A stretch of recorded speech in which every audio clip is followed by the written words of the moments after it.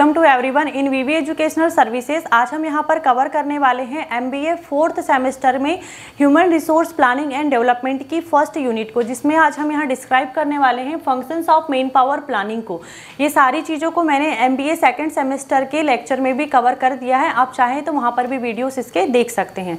इसमें इसके जो फंक्शंस है सिर्फ 2 पार्ट में डिवाइड किया गया है। फर्स्ट है मैनेजरियल फंक्शन एंड सेकेंड है हमारा ऑपरेटिव फंक्शन। मैनेजरियल फंक्शन में सिर्फ मैनेज करने का काम किया जाता है, जिसमें फर्स्ट है प्लानिंग। देखो प्लानिंग कभी भी किस चीज़ के लिए की जाती है, फ्यूचर के लिए की जाती है ना। तो ऑर्गेनाइजेशन में जो भी फ्यूचर में वर्क करने वाले हैं उस चीज़ की प्लानिंग की जाती है, उसके रिजल्ट के लिए प्लानिंग की जाती है।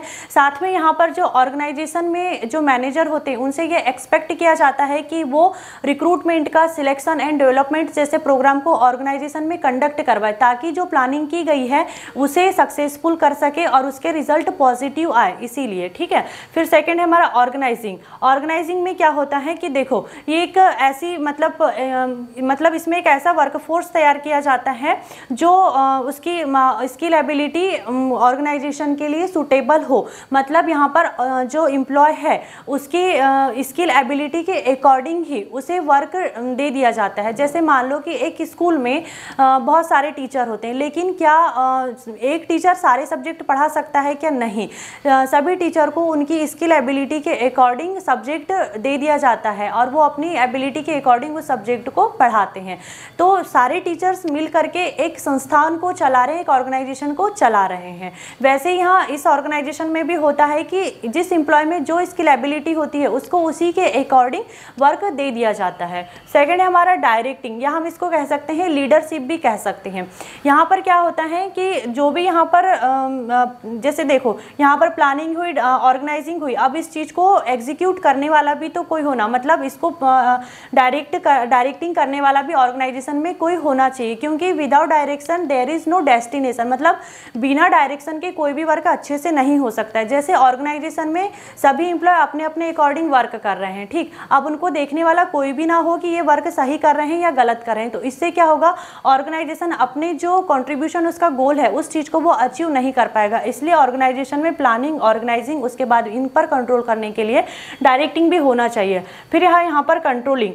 देखो कंट्रोलिंग में क्या होता है, अब प्लानिंग हो गई, ऑर्गेनाइजिंग हो गई, डायरेक्टिंग हो गई, कंट्रोलिंग। अब यहाँ पर जो ये तीनों चीज़ें, इन पर कंट्रोल करने के लिए कंट्रोलिंग भी रखा जाता है, क्योंकि यहाँ पर अगर कंट्रोलिंग नहीं रहेगी ऑर्गेनाइजेशन में तो यहाँ पर जो ऑर्गेनाइजेशन स्ट्रक्चर है वो अच्छे से इस्टेब्लिश नहीं हो पाएगा। इसलिए ऑर्गेनाइजिंग में इस कंट्रोलिंग भी जरूरी है। फिर यहाँ पर सेकेंड है हमारा ऑपरेटिव फंक्शन। ऑपरेटिव फंक्शंस में क्या होता है, इसमें फर्स्ट पॉइंट है एम्प्लॉयमेंट। देखो अब ऑर्गेनाइजेशन में एम्प्लॉयमेंट कैसे पर्सन को दिया जाएगा, कैसे एम्प्लॉय को दिया जाएगा, जिसमें स्किल एबिलिटी हो, ऑर्गेनाइजेशन के वर्क को अच्छे से परफॉर्म कर पाए, ज़्यादा इफिशियंसी से, ज़्यादा एफर्ट से कर पाए, ऐसे ही पर्सन को, मतलब एक्सपीरियंस्ड पर्सन को ही एम्प्लॉयमेंट दिया जाता है। फिर है ह्यूमन रिसोर्स डेवलपमेंट। देखो जो ह्यूमन रिसोर्स डेवलपमेंट है वो ह्यूमन रिसोर्स मैनेजमेंट का ही पार्ट है।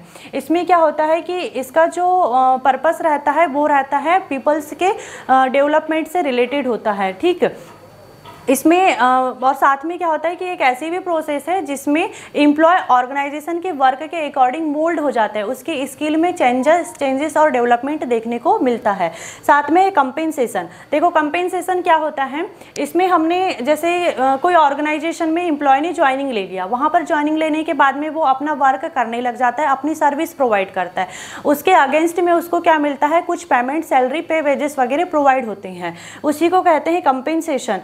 कंपेंसेशन में जैसे इंक्लूड है यहाँ पर फ्रिंग्स बेनिफिट्स है, जैसे फ्री एजुकेशन, या फिर जैसे पार्किंग एरिया प्रोवाइड करवा दिया जाता है, बोनस है, सैलरी, पे, वेजेस, इंसेंटिव, ये सारी चीज़ें जो है वो आती है कंपेंसेशन में। फिर है ह्यूमन रिलेशन। देखो अब ह्यूमन रिलेशन कैसे सेटिस्फाइड हो सकता है, सोशल, इकोनॉमिक, फिजियोलॉजिकल कंसिस्टेंसी से ये सेटिस्फाइड हो सकता है। फिर है effectiveness of human resource management. अब देखो जो ह्यूमन रिसोर्स मैनेजमेंट उसको कैसे इफेक्टिव कर सकते हैं। जो ऑर्गेनाइजेशन हेल्थ है, मतलब ऑर्गेनाइजेशन के जो कंट्रीब्यूशन गोल है उसको अचीव करने के लिए ज़्यादा इफिशियंसी से वर्क करने की ज़रूरत पड़ती है। अब यहाँ पर ज़्यादा इफिशियंसी से वर्क करने की ज़रूरत पड़ती है, मतलब ह्यूमन रिसोर्स मैनेजमेंट ऑर्गेनाइजेशन को ऐसे एम्प्लॉय प्रोवाइड करता है जिसमें कहना चाहिए कि जो मोटिवेट हो, स्किल्ड हो और एक्सपीरियंस्ड हो, ऐसे पर्सन को यहाँ पर प्रोवाइड करता है, जिससे जो ह्यूमन रिसोर्स मैनेजमेंट है या ऑर्गेनाइजेशन है वो इफेक्टिव लगता है। I hope this topic is clear and thank you for watching this video.